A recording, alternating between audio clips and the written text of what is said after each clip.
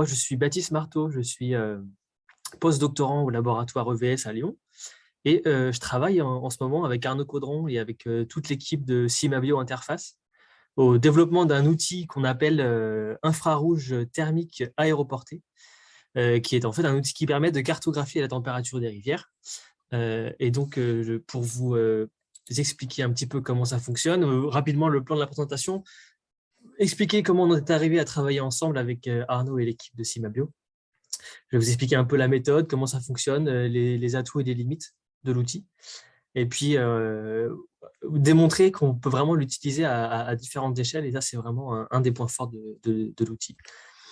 Alors, comment est-ce qu'on est arrivé à travailler ensemble? En fait, c'est parti d'un double constat. D'un côté, chez Cimabio, hein, qui est en fait une interface entre le monde opérationnel et le monde de la recherche, ils ont rapidement réalisé le besoin de plus en plus important, comme vient de le montrer Emilien, par exemple, de trouver des outils et des méthodes qui permettent de comprendre la répartition spatiale des habitats thermiques, à la fois pour comprendre, faire le lien avec la biologie, et puis pour une meilleure gestion et conservation des cours d'eau. Et nous, de notre côté, ça fait plusieurs années maintenant qu'on travaille au développement d'outils plutôt pensés au départ pour de la recherche plus fondamentale. On s'intéressait au fonctionnement thermique des cours d'eau à large échelle. Et donc, Cimabio a initié les échanges en créant un consortium scientifique autour de la thématique, avec nos collègues aussi de Québec et de Nottingham qui bossent aussi sur ces questions, pour réfléchir collectivement à la façon dont l'outil pouvait être proposé plus largement, et puis pour le sortir un peu de la phase uniquement, la sphère uniquement recherche. Et donc cette initiative, elle a été récompensée récemment, il y a quelques jours là, par le soutien de l'ADEME dans le cadre du plan France Relance, via le projet ISM, qui du coup vise au déploiement et à l'opérationnalisation de l'outil cartographie thermique. Et donc, concrètement, à quoi ça ressemble et comment ça fonctionne? Donc, l'idée, c'est de pouvoir survoler un cours d'eau sur un linéaire relativement important. Donc, nous, on travaille essentiellement avec des ULM. On est en train aussi de développer un outil hélicoptère pour des secteurs qui sont un petit peu plus difficiles d'accès. Et d'utiliser sur ce vecteur, du coup, deux caméras, une caméra classique, appareil photo classique, et puis une caméra, du coup, thermique. Et donc de cartographier les températures de surface des rivières pour voir à la fois l'évolution de la température du coup de l'amont vers l'aval. Donc on est capable de produire un profil en long de la température sur plusieurs dizaines de kilomètres. Et puis pouvoir regarder aussi des points froids, par exemple, ou des refuges thermiques. Par exemple, si on travaille en été, on va essayer de travailler la journée parmi les jours les plus chauds. En période d'étiage où le contraste avec les apports d'eau froide va être le plus marqué. On peut aussi travailler en hiver, où là, du coup, ce sera l'inverse. On va essayer de choisir une journée très froide, où du coup, les apports de nappe et les échanges vont apparaître comme des points chauds au milieu d'une masse d'eau plus froide. Et comme on obtient aussi des images, des photos aériennes en même temps, on peut aussi extraire tout un tas de métriques ou d'indices plutôt hydromorphologiques du lit de la rivière, voire même de la plaine alluviale, pour aussi contextualiser et interpréter ces observations de manière un peu plus fine. Et donc, l'avantage de l'outil, c'est que on est capable d'avoir une résolution d'image relativement bonne, entre 20 et 40 cm, suivant évidemment l'altitude à laquelle on travaille, et puis une précision de la mesure aussi, de l'ordre de 0,3 degrés. Et donc ensuite, les images thermiques, elles suivent toute une chaîne de traitement et de validation. On compare notamment la température obtenue sur les images avec la température d'enregistreur qu'on installe dans la rivière au moment du vol, pour pouvoir soit valider, soit corriger s'il y a une éventuelle différence de température entre les deux sources. Ensuite, on utilise des logiciels de photogrammétrie en fait, qui nous permettent de créer des mosaïques avec les photos, pour pouvoir créer une orthophoto thermique, donc en fait une carte de température à l'échelle de la rivière, à partir de laquelle, du coup, on va extraire, ce que je disais tout à l'heure, un profil en long de la température, de l'amont vers l'aval, et puis détecter aussi les habitats thermiques particuliers. Donc, suivant les questions qu'on se pose et puis la saison à laquelle on travaille. Donc, une rapide démonstration de ce à quoi ça ressemble, une image thermique. J'aurais bien aimé vous montrer les images de l'Allier sur lesquelles on a travaillé l'an dernier, mais malheureusement, les résultats ne sont pas tout à fait terminés, donc je préfère vous présenter quelque chose de plus abouti ici sur le DRAC Hamon. Donc, on est sur un système en tresse ici, un système assez dynamique avec voilà, une mosaïque d'habitats assez intéressante. Et on retrouve du coup cette mosaïque sur les images thermiques, avec ici du coup les gradients de température. Donc on peut observer à la fois les différences de température entre les différents chenaux, la variation latérale, l'évolution de l'amont vers l'aval, etc. Et puis comme on a un outil assez précis, on peut aller chercher directement la température exacte des différents chenaux, et puis les replacer après spatialement sur le linéaire de l'amont vers l'aval. Et donc, cette détection des habitats thermiques, on peut la répartir sous différents critères. En fait, on est capable d'estimer du coup le différentiel de température, de combien de degrés est-ce qu'elles sont plus chaudes ou plus froides que la masse d'eau principale. On peut aussi définir leur taille relative. Donc ça, c'est sur l'exemple que vous avez sous les yeux, c'est la taille des cercles représente la taille relative de la tâche qu'on observe sur les images. Et puis, on est aussi capable de les classer en fait, en fonction de leur origine.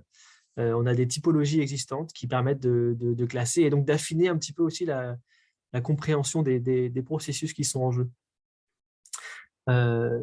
Et donc, le deuxième grand produit, entre guillemets, qu'on peut obtenir avec l'outil, c'est ce profil en long de température de l'amont vers l'aval. Donc, qui nous permet de déceler des secteurs qu'on peut qualifier de thermiquement homogènes, donc les secteurs qui vont avoir une tendance plutôt à l'échauffement ou plutôt au refroidissement. Et puis, bien sûr, faire le lien après entre les deux éléments, les deux aspects. Et puis essayer de lier ça avec des aspects plutôt d'ordre géomorphologique, par exemple les formes du lit. Ici, ce qui nous intéressait, c'était d'essayer de comprendre en comparant les secteurs échauffement et les secteurs plutôt refroidissement. Et on s'est rendu compte qu'en fait, on est sur un secteur en tresse, mais sur une rivière en tresse, mais tous les secteurs ne sont plus tressés aujourd'hui. Et donc, les petits U que vous voyez sur le graphique, en fait, représentent des endroits où le chenal est plutôt unique et les secteurs T sont les secteurs en tresse. Et donc là, l'objectif de l'étude, c'était d'essayer de comprendre le comportement des différents secteurs. Et puis, en particulier, on voulait… Alors, je crois qu'on a un pointeur, non? Bon, c'est pas grave. Sur la partie impact ici, en fait, c'est une zone qui a été restaurée, où il y a une recharge sédimentaire qui a été faite. Et donc, on voulait s'attacher à essayer de voir est-ce que la restauration a eu des effets sur le comportement thermique de ce système, où on a récupéré des formes de rivières en tresse. Mais d'un point de vue processus, d'un point de vue fonctionnement thermique, bon, les résultats, 2 ans après la restauration, sont pas aussi positifs. Donc voilà une illustration de ce qu'on peut faire de cet outil. Alors, avant de continuer sur ce qui nous intéresse plus aujourd'hui, comment est-ce que l'IRT peut nous permettre de détecter les différents refuges thermiques. Une diapo rapide pour expliquer, et bien sûr, comme tous les outils, il a ses propres limites. Certaines limites qui sont propres à la méthode de télédétection. Hein, on est uniquement capable de mesurer ce qui est visible du ciel. Donc voilà, sur les cours d'eau très petits avec une ripisylve assez dense, on va manquer une partie de l'information. L'échantillonnage est conditionné à l'hydrologie et à la météo, hein, forcément. Et puis, c'est une mesure instantanée. Ce n'est pas une mesure qui dure dans le temps et on ne mesure que la température de surface. Voilà, on n'est pas capable, avec cet outil, pour l'instant, d'avoir une information en 3 dimensions de la température. En même temps, sur des cours d'eau assez dynamiques, où le mélange se fait assez bien, on arrive à assez bien mesurer tout ce qui se passe au sein de la colonne d'eau juste en regardant ce qui se passe à la surface. Quelques limites aussi propres à la méthode. Donc pour l'instant, pour des raisons plutôt techniques, On est limité à un linéaire de 50 à 60 km en un seul vol. Donc, on peut multiplier les vols éventuellement. Et puis, comme on travaille soit en ULM, soit en hélicoptère, voilà, il y a des contraintes réglementaires qui peuvent aussi limiter l'utilisation à certains endroits, que ce soit des altitudes min ou max suivant les secteurs, certains secteurs qui sont interdits au survol ou des autorisations particulières. Et puis, un point que je voulais appuyer aussi, c'est que l'outil, il n'a jamais été pensé pour remplacer le travail de terrain, mais vraiment comme un outil complémentaire. Ça ne remplace pas un suivi temporel qui peut être fait avec des thermographes un peu plus classiquement. Mais c'est vraiment une approche plutôt spatiale pour essayer de comprendre les dynamiques de température. D'ailleurs, d'un point de vue spatial, l'outil il peut facilement être appliqué un peu à toutes les échelles. Et donc, je vais essayer de vous en démontrer quelques exemples. On peut survoler de grandes distances, on peut répéter les vols, donc on peut travailler à l'échelle du réseau hydrographique. Mais l'information qu'on obtient, elle est assez précise et assez fine pour pouvoir aussi être localisée à l'échelle de l'unité ou de la macroforme. Donc malheureusement, à l'heure actuelle, on n'a pas beaucoup d'exemples en France qui fait le lien entre l'outil et son utilisation d'un point de vue plutôt biologique. Mais à l'échelle du réseau hydro, par exemple, nos collègues ont réalisé une étude au Canada sur la rivière Restigouche, donc sur la rivière et sur ses affluents, où le saumon est très présent, pour essayer de déterminer la densité des refuges thermiques potentiels et identifier justement les affluents susceptibles de jouer un rôle important en période estivale. Donc, ils ont remarqué que tous les affluents n'avaient pas la même densité, donc pas forcément le même rôle à jouer. Et puis, ils ont aussi pu tirer des enseignements d'un point de vue plutôt morphométrique sur quels sont les facteurs qui influencent la distribution de ces refuges thermiques.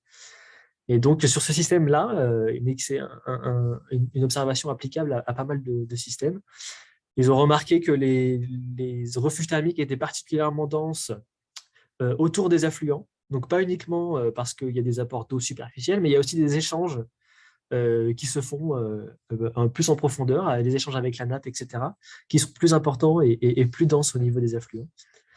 Et puis aussi, ils ont remarqué qu'il y avait moins de refuges sur les secteurs très encaissés, peu de refuges sur les secteurs très ouverts et très larges, mais une densité plus importante sur les secteurs, disons, semi-confinés, où du coup les échanges entre la nappe et la rivière sont plus importants.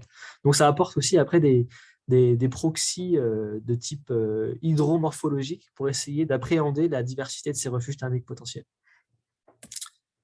À l'échelle du tronçon, on a trouvé quelques études qui proposent une approche indirecte, où ici l'approche elle a été simplement sur un secteur de quelques kilomètres, recenser la densité des habitats thermiques froids, recenser la densité de salmonidés, et puis ils ont vu qu'il y avait une corrélation entre les deux.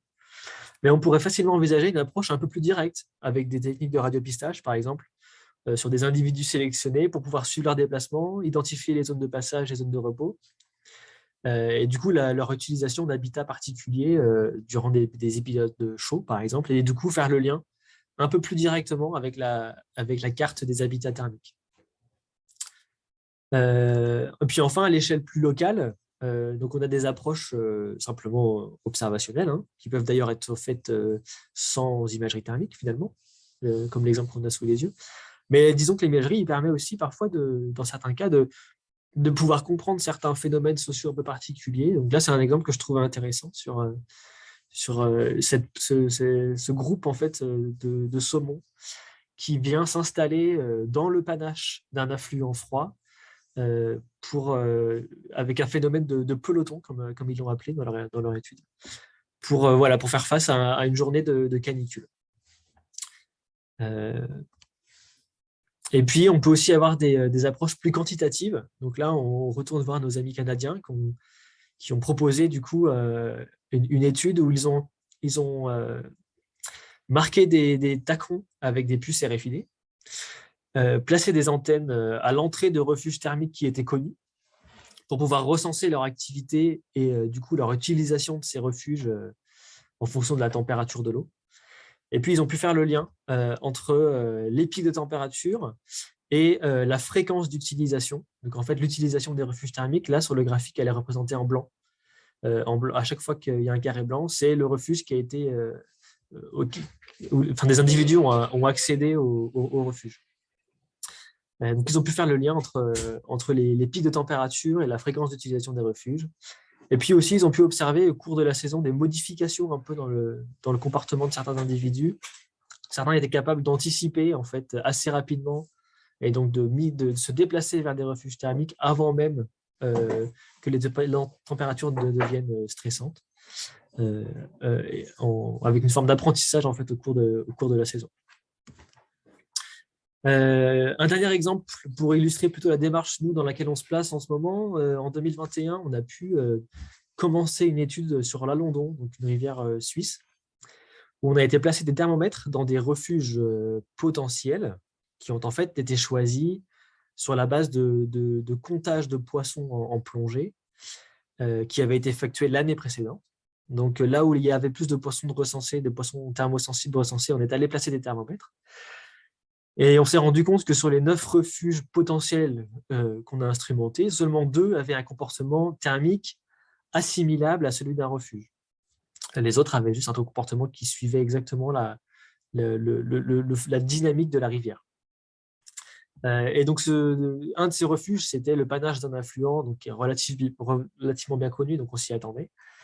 Et puis l'autre, c'était une fosse qui était issue d'un chenal phréatique latéral, alimenté par des résurgences le long de la marge alluviale, et qui du coup se terminait sur une fosse moyennement profonde, mais assez grande quand même. Et donc, finalement, en regardant les orthophotos de ce cours d'eau, on remarque qu'il y a quand même potentiellement plusieurs endroits où de telles structures peuvent être retrouvées sur cette rivière. Et que du coup, l'outil IRTA, il permet de répondre un peu à ce besoin de changement d'échelle pour pouvoir réaliser un inventaire des refuges thermiques qui soit un peu plus exhaustif que les refuges potentiels qu'on avait pu faire jusqu'ici. Et puis, rapidement, pour terminer, sur les perspectives, donc, je parlais du projet ISM, financé par l'ADEME, qui va nous permettre d'avoir un outil opérationnel dès 2022, avec déjà quelques projets en cours et d'autres qui sont en discussion. Et puis, il y a un réel potentiel à coupler cette approche détection des habitats thermiques avec des suivis RFID ou de la radiotélémétrie pour mieux comprendre l'utilisation de ces refuges d'un point de vue spatial, mais aussi d'un point de vue temporel. Et puis, on envisage aussi de travailler notamment sur l'Alondon pour affiner la connaissance sur les refuges thermiques une fois qu'ils auront été cartographiés par IRT, retourner les instrumenter avec des thermographes pour vraiment comprendre le fonctionnement au cours d'une saison estivale. Et rapidement terminer sur le travail du consortium dont je parlais en ouverture, qui du coup a permis et permet toujours de partager les expériences et les connaissances. L'idée, c'est aussi de mutualiser la donnée pour pouvoir vraiment faire avancer les connaissances de manière plus générale. Et puis partager nos avancées scientifiques chacun les uns les autres. Et on travaille en ce moment notamment sur la comparaison de caméras thermiques différentes, avec une réflexion par exemple sur l'utilisation de drones qui se fait de plus en plus, mais pour lesquels on n'a pas beaucoup de recul pour l'instant. Voilà, je vous remercie de m'avoir écouté. Et puis, du coup, j'ai fait cette présentation en solo, mais Arnaud est là aussi pour discuter, pour les échanges. Si vous avez des questions, n'hésitez pas.